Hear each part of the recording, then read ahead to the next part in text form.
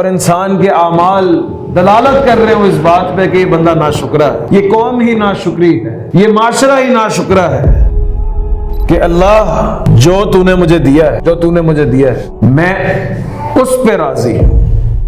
یہ تو مجھے میرے علم کی وجہ سے ملا ہے، یہ تو میری اسٹریٹجی کی وجہ سے ملا ہے، یہ تو میری پلاننگ کی وجہ سے ملا ہے، یا یہ تو میرے آباء و اجداد کی محنت ہے، یا یہ تو میرا اس وقت کا فیصلہ ہے جس نے مجھے یہ لا کے دیا ہے۔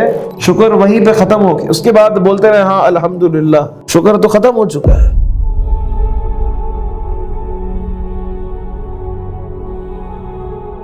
جاننا چاہتے ہیں شکر کیا ہے؟ الحمدللہ کہنا، یہ تو اس دل کے عقیدے کا، یہ تو اس دل کے حالت کا ایک اظہار ہے، لیکن اگر زبانی طور پہ ہم کہتے رہیں اور دل کے اندر نہ ہو، اور انسان کے اعمال دلالت کر رہے ہو اس بات پہ کہ یہ بندہ ناشکرا ہے، یہ قوم ہی ناشکری ہے، یہ معاشرہ ہی ناشکرا ہے۔ سب سے بڑا شکر، سب سے بڑا شکر زبان سے نہیں ہے، کسی اور اعمال سے نہیں ہے، سب سے بڑا شکر دل کے اندر اللہ تعالی سے راضی ہونا ہے۔ سب سے پہلی چیز کہ اللہ جو تو نے مجھے دیا ہے، جو تو نے مجھے دیا ہے میں اس پہ راضی ہوں۔ کیا مطلب راضی؟ اب بولے میں اللہ تعالیٰ سے راضی ہوں، جی اللہ تعالیٰ نے مجھے سب کچھ دی۔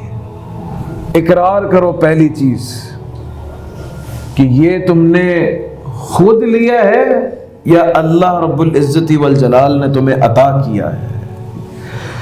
کمانے میں اور عطا کرنے کے اندر فرق ہے۔ اللہ رب العزت والجلال قرآن کریم کے اندر ذکر کرتے ہیں کہ جب اس کو زندگی کے اندر کچھ مال، کچھ دولت، کچھ کما لیتا ہے تو کہتا ہے انما اوتیتہ علی علم، یہ تو مجھے میرے علم کی وجہ سے ملا ہے، یہ تو میری اسٹریٹجی کی وجہ سے ملا ہے، یہ تو میری پلاننگ کی وجہ سے ملا ہے، یہ تو میرے ذہن نے مجھے یہ لا کے دیا ہے، یا یہ تو میرے آباء و اجداد کی محنت ہے، یا یہ تو میرا اس وقت کا فیصلہ ہے جس نے مجھے یہ لا کے دیا ہے۔